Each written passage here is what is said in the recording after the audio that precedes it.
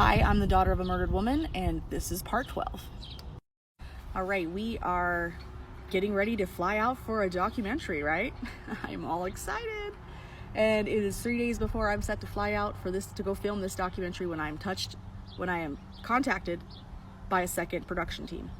They want to produce a TV series on my mom. Oh my God. They asked me if I'm under contract with the first production studio. I say no, so I start collaborating. Yes, what can I do to get a TV series going? So I start talking to these people, I schedule a meeting, and out of respect though, for some reason I just felt like I should touch base with the director, and I sent him a text. I was like, hey, I know that you told me my story was my story. I had a second production studio touch base with me. I'm gonna go ahead and start the project. And he said, it doesn't work like that. Documentaries, film isn't like podcasts. You just can't have a whole bunch because it's not financially viable for him to produce a film if he's got to compete with competitors. Oh my God, just the fact that he told me that. And then he told me that if I wanted to go with the second production team, no problem, no hard feelings, that he would step away. I was like, what? So now all of a sudden, he's like backing out. And like, so I call him frantic, like manic frantic, and he doesn't answer. I'm texting him. He is leaving me in limbo. You cannot do that to somebody with mental issues, like he just left me hanging. I didn't like it. It gave me the ick. It also made me feel like he was being completely selfish. There was no contract here. I asked him via the text message, if I do go through with your documentary, how long am I under contract with you? How long am I under obligation with you to not work with anybody else? He wouldn't respond. I'm texting these things. He's not responding. I call him. He doesn't answer. I leave like a manic voicemail. I'm freaking out. Because he never answered me, it really gave me the ick. I didn't like it. I didn't like the fact that he was being this way. So I went to bed that night, upset, but I kind of still wanted to go to St. Louis. The next day is Monday. I go to work. I receive a text from him while I'm at work, and it's something to the effect of, I'll call you tonight. I shit you not, 15 minutes after I get that text, my phone dies, dead. Not just battery dead, like it's down. I take it to Apple on my lunch break. My manager lets me go to Apple. And she tells me, your phone is done. Sorry, is it under warranty? No, no warranty. Oh well. I leave Apple sobbing because now I'm supposed to be talking to the ABC reporter that night because ABC had called again, a different reporter than the first one. And he wanted to, get question, comment, interview on the documentary that I was flying out for. And then I'm supposed to talk to the director. Like, I'm in limbo there. I don't really know if I'm going or not going. And I am manic because I have no phone now. I'm lost. And I go back to work, and my supervisor, she's like, do you want to go home? And I was like, I don't know what I need. So I know that I need the soda machine. So I take my Stanley and I go get some water to like calm down. And as I'm rolling back through the reception area, one of my good friends, the receptionist, who's also the original, like she's Poopy's original mom, my little Aussie over there, my little dog, she was like, did you let the boys out for lunch? Because she always brings the brother to my dog and they play together every day. And I was like, no. Like, I've been at Apple, my phone's dead, and I tell them everything that's going on. I'm like, I had a second production team touch base with me. The director wants to pull funding now. I have ABC's trying to call me tonight. All this stuff was going on, and I'm sobbing. Luckily, the lobby was empty because it was lunchtime. And one of the receptionists, out of the blue, because I said, does anybody have an extra iPhone I could borrow? And one of the receptionists, she actually did. She had an extra fucking iPhone.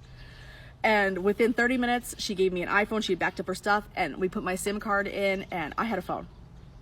I was like, oh my God. So I was able to touch base with ABC.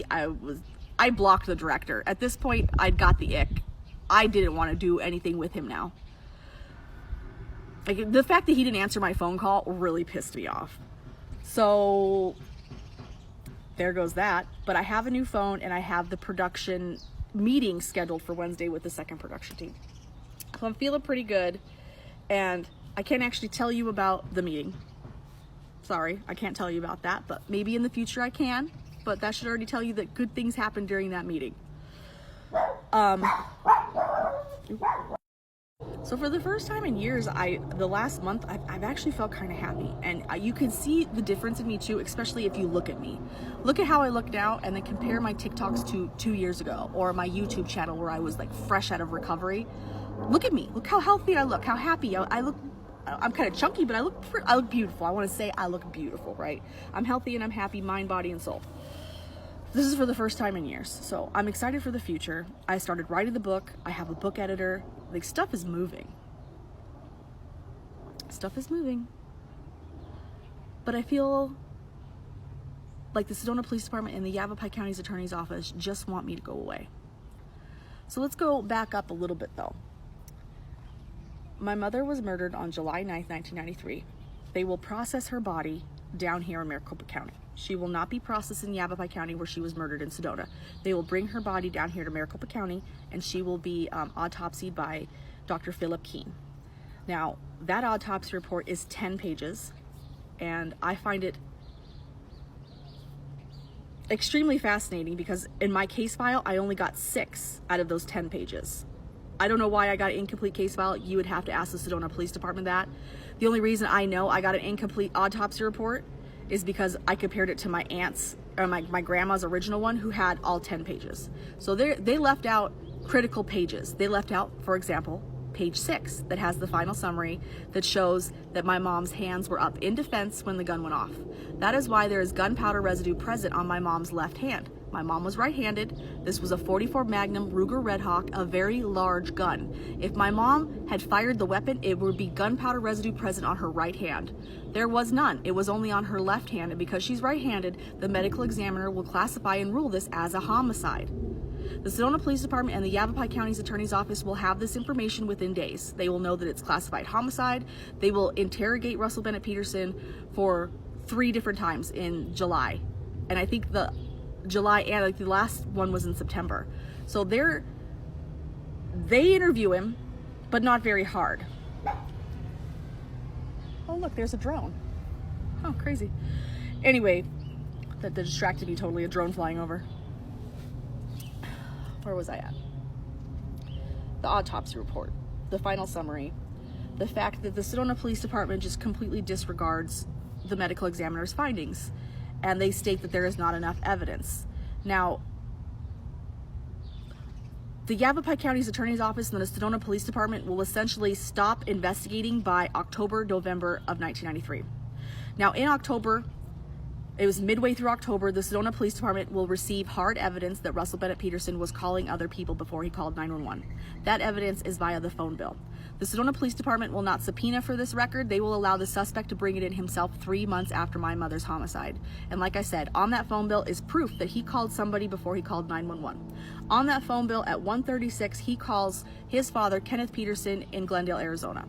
He will not call 911 for another 4 minutes. I can attest to 4 minutes that he staged a crime scene, but my family is pretty confident that he had up to 25 because in the police report and in the Red Rock News, it's reported that the altercation between my mom and her boyfriend started at 1:15. So why is he not calling 911 until 1:40? This is just one of the things that doesn't sit right. There was evidence there. There was evidence there then, and there's evidence that I'm bringing to them now, and they just don't want to look at it. Now, the perpetrator is claiming that my mom grabbed a gun and fired at him first. That is how he's gotten away with this for 30 years. He has blamed my mother's murder on herself. And now, completely disregarding the medical examiner's findings, remember, they say that gunpowder residue is because her hands were up in defense. But the Sedona Police Department is going with what the suspect is saying. It's like the easy way out. They're just going to take the easy way out. And they're saying, they're backing up like the fact that they're running with what the suspect is saying. Have you ever heard a police department do that? Disregard the medical examiner's findings and go with what the suspect is saying? Because that's what happened in my mom's case. Anyway, that's the end of this part. I'm running out of time. Stay tuned, and I'll go into more detail about what I think happened that night and the many mishandlings and misconduct of the Sedona Police Department.